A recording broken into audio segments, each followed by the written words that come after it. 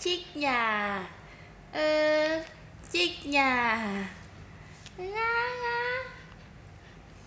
Chích chứ. Dạ dạ. Gì? Nga.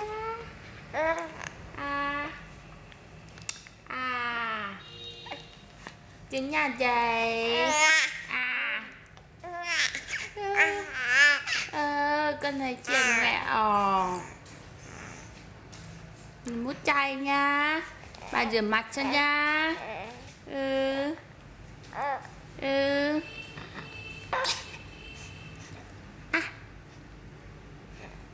Đừng mút chay mà.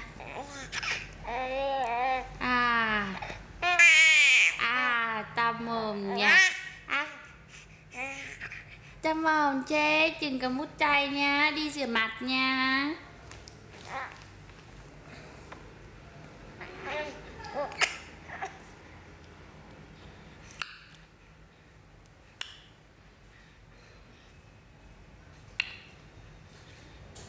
Hết rồi.